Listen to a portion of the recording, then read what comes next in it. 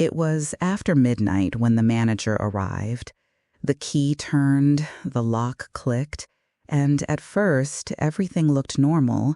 The lights were off, the mannequins stood like quiet sentinels, racks of yoga pants, everything folded, everything in place. Then a sound from the back, footsteps, or a breath, or both. She walked toward it, flashlight cutting through the dark, and then one doorway, one small pool of light, and the day's calm broke open. One woman on the floor. One woman alive, but barely. Blood. Two men. They came in after closing. Her voice was trembling. The story began there. This is Still Unanswered, and this is the Lululemon murder. Wow. Welcome back. I'm Maya Ellison. If you've listened to this show before, you know I try to sit with the messy edges of cases, the parts that don't fit into tidy headlines. Tonight, we're going to walk through a case that did fit a headline, briefly, but stubbornly refused a simple explanation. A woman killed in a suburban store that, to many, represented safety and wellness. A survivor whose story at first matched what everyone feared, a random, violent attack by strangers. And then the story shifted. Over the next hour, I'll take you through the last night at the store, the quiet clues that turned suspicion inward, the courtroom where narratives collided, and the questions that keep lingering in the quiet after a verdict. Maya, before you go on, I want to underline how unusual some of the early details were. At first glance, it presents as an archetypal predator story, which is why community reaction was immediate and fierce. But the forensic world reads patterns, and patterns were uneasy. Right. And easy is a good word. So let's set the scene properly.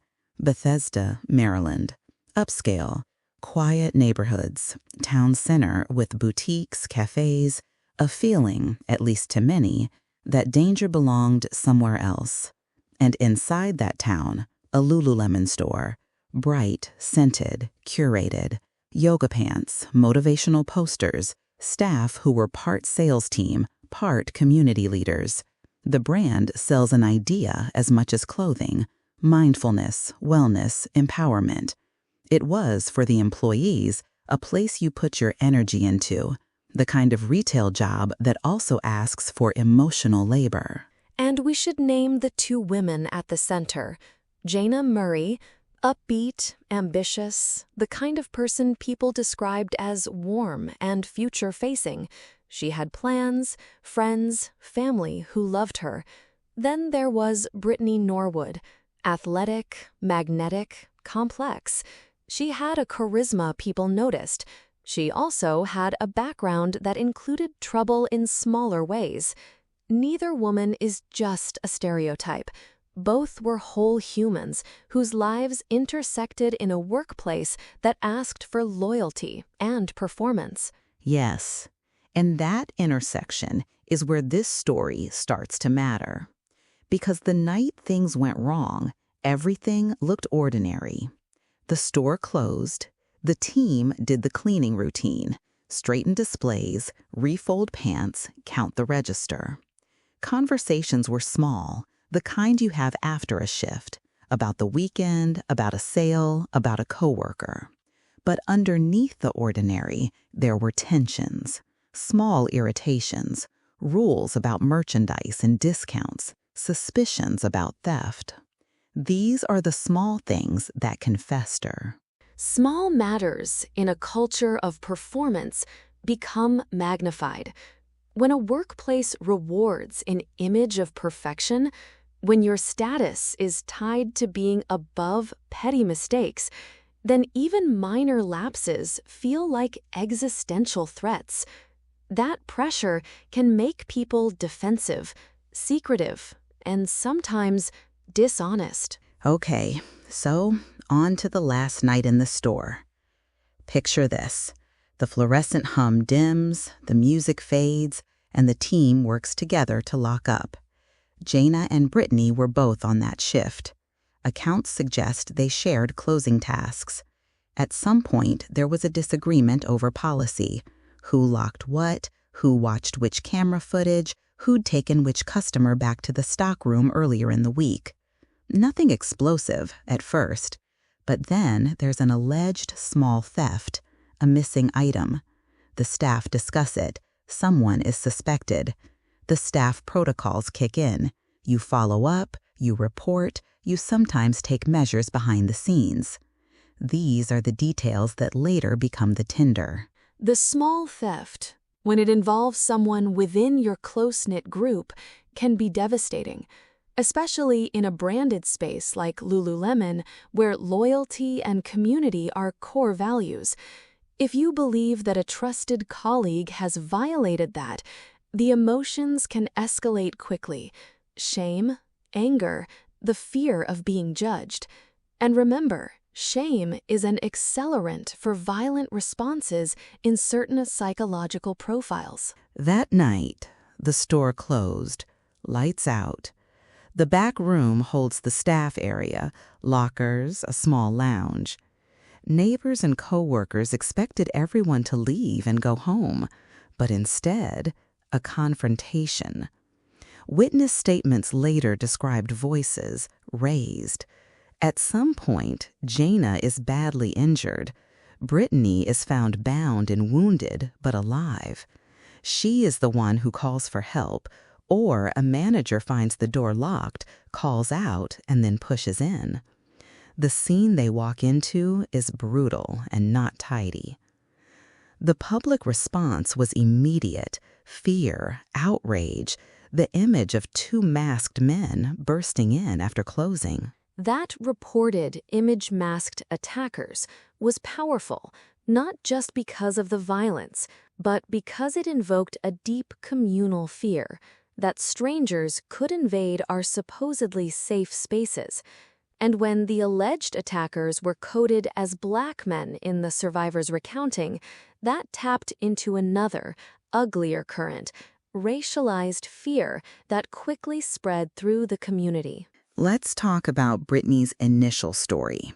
She told police and later, in early interviews, that two men had come in after hours, that they had attacked them, that it was a robbery, that racial slurs were used, and that sexual violence may have been threatened. The community believed her. People rallied. Vigils were held. For a few days, everyone was united around protecting women from predatory men. The fear was raw and immediate. And it was believable. Think about it. A wounded survivor, a brutal attack, a scenario that fits a well-worn narrative about stranger violence. It makes sense. It elicits immediate sympathy and outrage. But in a forensic investigation, you have to ask, what would this kind of attack leave as physical traces? Where are the intruder's DNA, fingerprints, footprints? Where is the forced entry? Where is the scramble a robbery would typically create? Investigators were asking those exact questions. They moved through the store looking for the evidence a stranger attack would leave, and they found cracks in the story. The front of the store was neat, registers intact, no obvious forced entry. The cash was still in the till. The security footage had gaps, and the footage that did exist didn't show a clear break-in. The blood patterns suggested certain movements. Shoe prints didn't convincingly belong to multiple unknown people. And crucially, some of Brittany's injuries and bindings raised questions about how she could have been restrained while still performing certain actions she said she couldn't. Right. For example, the positioning of wounds and the distribution of blood have a language. When we look at the pattern, directionality of blood flow, transfer smears, the absence of defensive wounds where we'd expect them, it starts to say, quietly that something else might be going on. Zip ties and bindings also tell a story, whether they are applied tightly or loosely, from which direction, and whether the victim's hands could create certain marks themselves. These are subtle, but they help us reconstruct movement and intent. And so, investigators, who at first treated the scene as a violent stranger attack, started to pivot. They re-interviewed witnesses, they looked closer at timelines, they re-examined the last minutes on the security camera. The tone of questions shifted, less about what happened to them and more about what happened between the two women. When that happens, the community feels a recalibration. The narrative moves from hunt the strangers to what did the survivor know? That's a fraught transition. You have to keep empathy for a person who's been injured while also following the evidence. Forensic work is neutral. It doesn't care about public feelings. But the shift, when you start treating the survivor as a potential suspect, changes everything emotionally. It also, importantly, raises questions about why someone would tell such a story in the first place. Motive is messy. We need to be careful here. We're not offering explanations to excuse the violence. We're trying to understand the forces that could lead one person to lie about attackers and to participate in or cause extreme harm. So let's go step by step through what investigators found. First, no signs of forced entry, doors locked from inside in a way that suggested the two women were inside when the doors closed. Second, cash in the registers, no clear signs of robbery-styled ransacking. Third, shoe prints that were ambiguous and didn't show signs of multiple newer prints leading away. Fourth, some of Brittany's wounds were inconsistent with forward-facing defensive injuries. And finally, the bindings and zip ties raised forensic questions about who applied them and how. Those findings didn't prove anything by themselves, but pattern aggregation does something crucial. It changes probability. If the proposition is 2 unknown attackers entered and left chaos, the evidence should strongly align with that.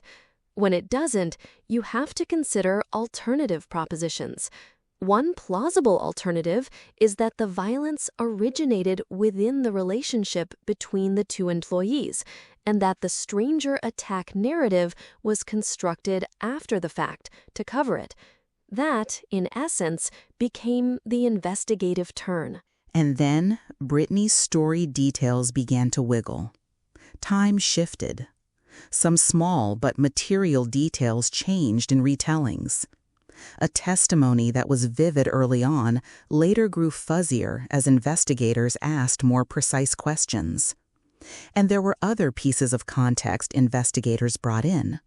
Prior incidents of deception, allegations of theft, which, again, we don't bring up to demonize, but to give a full picture of the social dynamic. When someone fabricates a stranger attack story, it often has a function. The purpose can be to deflect blame, to protect an image, to hide a shameful behavior. In Brittany's case, one hypothesis is that the story protected against exposure of theft or rule-breaking, perhaps. If you're in a culture where being sanctioned or shamed feels like annihilation to your identity, the story can feel like a desperate defense. It doesn't justify violence, but it helps us understand possible psychological mechanics. There was a decisive point where the detectives shifted from probing for unknown assailants to interrogating the narrative from within. They re-interviewed Brittany more tightly, more specifically. The kinds of questions you ask when you're building a case are surgical. Timelines, exact positions, reproduction of mechanics. The responses, slow at first, then defensive, began to reveal inconsistencies. That culminated in charges. Brittany Norwood was arrested, tried, convicted, and sentenced. The community's story had pivoted. The woman who said 2 men was now the defendant. Trials transform messy human events into binary stories for the purpose of law, guilt or innocence. But trials are also about narrative construction. The prosecution assembled a clear story that there had been a confrontation over suspected theft, that it escalated into a brutal attack, and that the perpetrator attempted to stage the scene to look like a stranger robbery. The defense, on the other hand, argued for a different reading, that the violence was impulsive, perhaps a loss of control, and not a premeditated, staged cover-up the prosecution described. Those competing narratives are part of how juries make sense of uncertainty. Courtroom testimony involved forensic experts explaining blood patterns and bindings, co-workers recounting interpersonal tensions, and witnesses describing the final hours. The visuals in court, photographs, timeline reconstructions, were condensed into pieces meant to make the jury see a single story. For some people in the community, the verdict brought relief. For others, questions remained. For Jayna's family, relief is never a full fix. It can't replace what was lost. And for those paying attention to the bigger picture, there was unease about how quickly fear had initially raced down a road of racialized assumptions. We should dwell on that for a moment. Brittany's initial account invoked Black male attackers. In communities, such claims often become shorthand for the unknown other, someone to fear. That invocation has real consequences. It stokes racialized panic, it affects how police allocate resources, and it can spur community leaders to take action against an imagined external threat. The cost of such a misdirection includes not only the moral injury of accusing innocent people, but the ways it deepens racial tensions. There's also the damage done to the idea of safety itself. Lululemon's brand promises calm, community, and empowerment. When violence happens in that space, it exposes how thin those promises are. But in this case, the violence was not simply an external rupture of safety. It suggests an inward-facing danger rooted in personal conflict and cultural pressures. That feels worse, somehow, because the betrayal comes from inside the circle. I want to return to motive, because motive is always partial. We can map likely contributors, fear of exposure about theft, shame in a performance-focused environment, a personality prone to dramatic or deceptive responses, and possibly an acute moment of rage. Sometimes a buildup of humiliation creates a tipping point, and the violence isn't premeditated but eruptive. Other times, actions are arranged, staged bindings, false narratives constructed to mislead.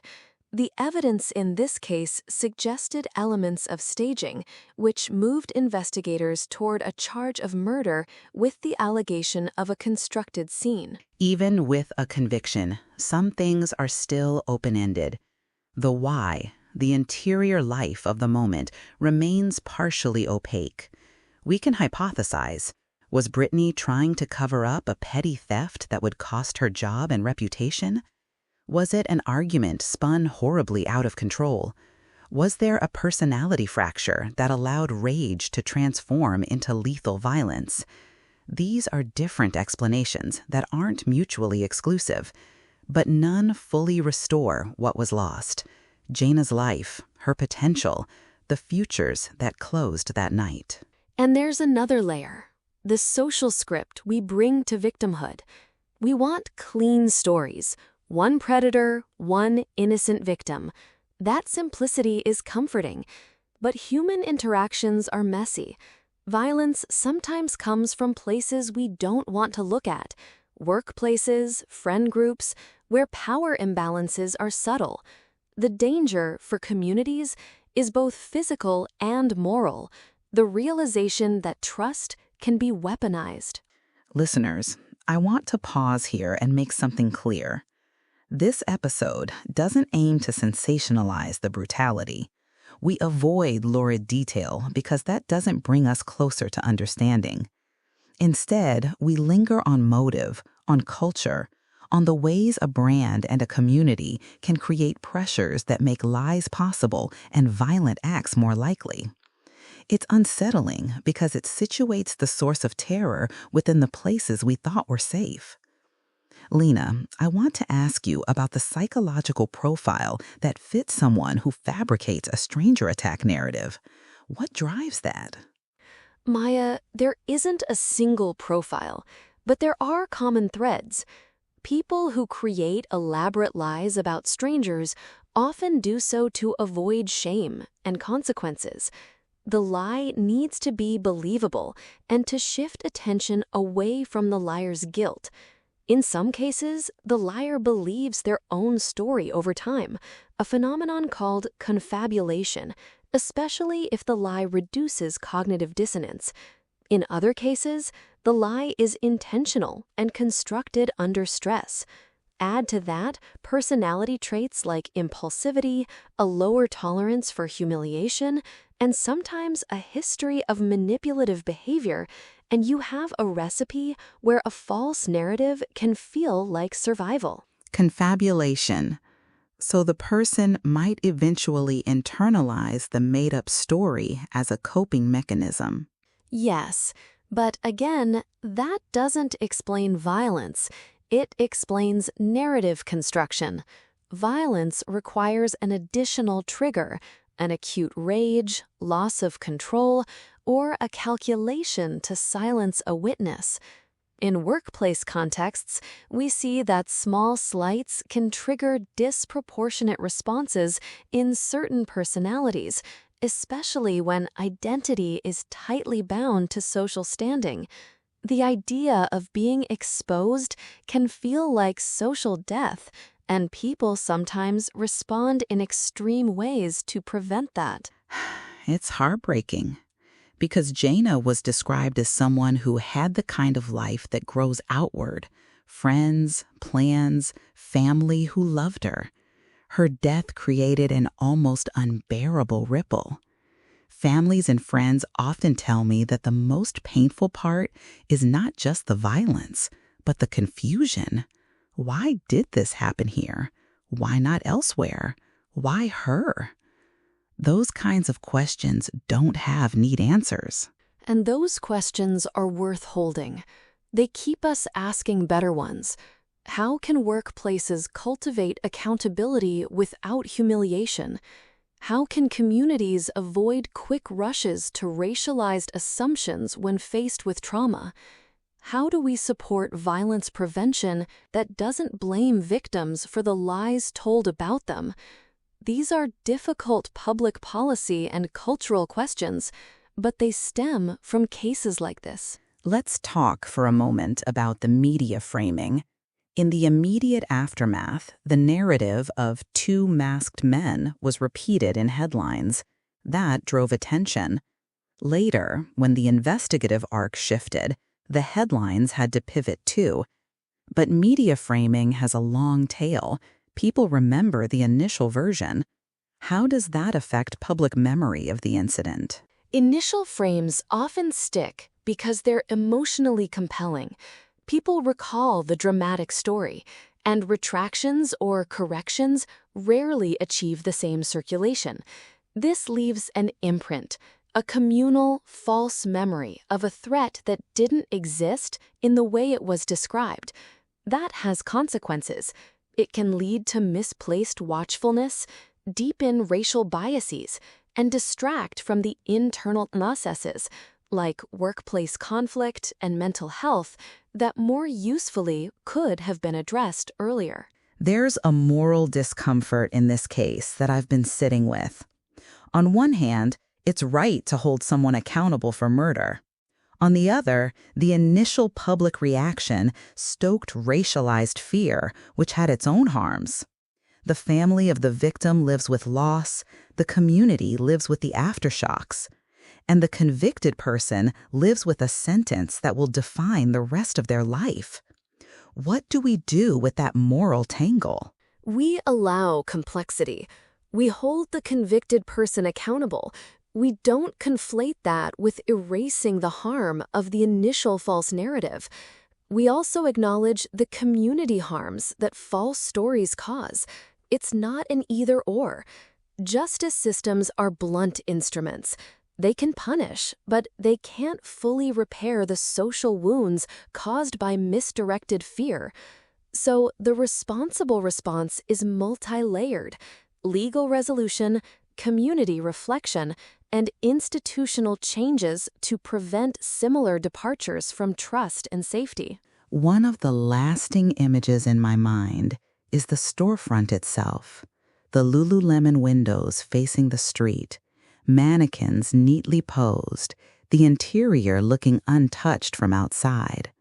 It's eerie to think of violence contained behind those polished displays.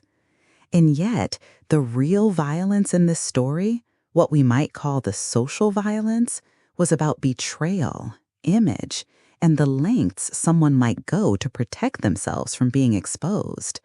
That feels almost more unsettling than a random attack, because it says the danger can be closer, more ordinary, more human. Exactly. Violence as an extension of social dynamics is perhaps the hardest to reconcile. It's not monstrous in the cinematic sense. It's a human failure to manage shame, conflict, and identity. That ordinariness is terrifying because it's replicable. Many workplaces have minor theft, gossip, petty tensions. Few escalate, but the risk exists, particularly where people feel their livelihoods or identities are fragile. That feels almost more unsettling than a random attack because it says the danger can be closer, more ordinary, more human. Before we move toward the courtroom and the verdict, I want to give listeners a sense of the investigative moment that really tilted things. There was, in the police work, a quiet forensic breakthrough. An analysis of the blood patterns and the bindings indicated that the sequence of events Brittany described was unlikely. Add to that timeline inconsistencies gleaned from surveillance footage and witness placements, suddenly the stranger attack story's probability drops. It's that accumulation, not a single gotcha moment, that changed the case. Police and forensic teams often work through this accumulation. Each piece individually may be explainable, but as they pile up, they create a gestalt that points one way. That's what happened here. The investigators didn't have DNA from unknown attackers. They had a wounded survivor whose account didn't fully align with the physical traces. In forensics, that discordance is the keystone to re-examination. The trial itself, as I said, was about competing stories. The prosecution painted a picture of a staged robbery, violent, intentional, followed by attempts to mislead. The defense argued for a loss of control, an impulsive act in the heat of an argument. The jury had to choose which narrative matched the evidence more convincingly. They convicted. Brittany Norwood was sentenced. The legal process closed in one way.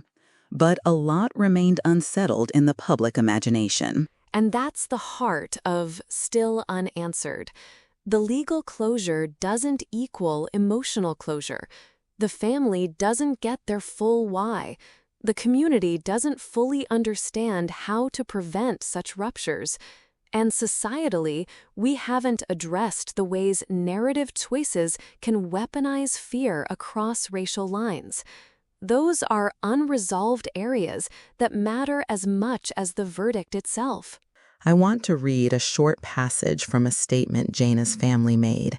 It's brief, but it captures grief that no legal sentence can fully touch. Jayna was our daughter, our sister, our friend. There are moments we relive that are forever missing. They described the absence like something physical, a shape in the house. It's a reminder. Behind every case are real people who carry the weight. And in clinical practice, we see the long-term ripple effects. Families of victims often live with a chronic grief that the legal system doesn't heal. They need community support, extended counseling, and sometimes systemic changes, workplace safety policies, stronger reporting systems, to feel like something constructive grew out of the tragedy. Let's step back and ask, why does this case, in particular, keep haunting people? There are a few reasons. One, the brand and the place, Lululemon and Bethesda, evoke a myth of safety, so violence there feels like a rupture of the social script. Two, the initial claim of racialized attackers fed into broader fears. Three, the survivor-turned-defendant arc is narratively compelling and disturbing because it subverts our expectations. And four, the deeper cultural anxieties about image, performance, and shame make the story feel like a parable about modern life. That's a good list. Add to it an ongoing discomfort with the limits of forensic certainty.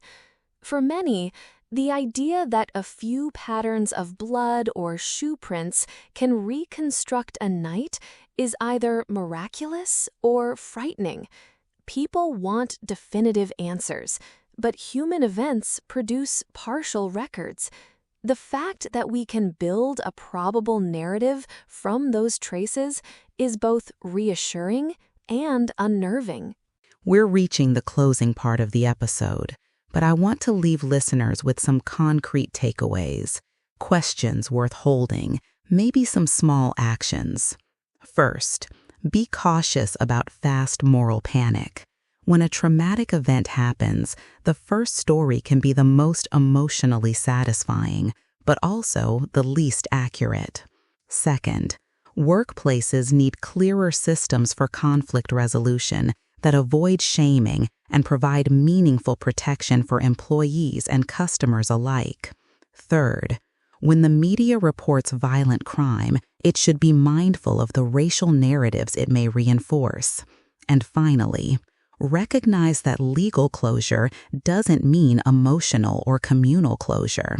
Those are ongoing processes. And I would add, watch for the signs of escalating shame and recklessness in colleagues and friends.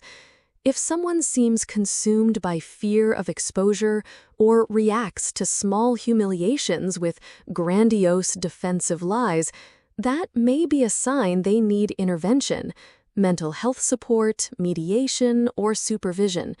It's not an excuse, but early support can change trajectories. There's a stillness I want to bring you into, an image I keep returning to. The store after hours, the lights off, the mannequins visible through the glass, the world passing by on the sidewalk, unaware of the violence that happened inside. From the street, it looks ordinary. That's the ache, how ordinary life holds shadows we don't see. The legal system gave an answer. Brittany was convicted. But some questions remain. Why did she do it? What was going through her mind? And how do we, as communities, guard against the kinds of pressures that can make someone believe a lie is the only way out? Those questions are often better questions for social policy and community engagement than for courts alone. We need places where employees can be accountable without feeling like exposure means annihilation. We need media literacy that resists rushed narratives.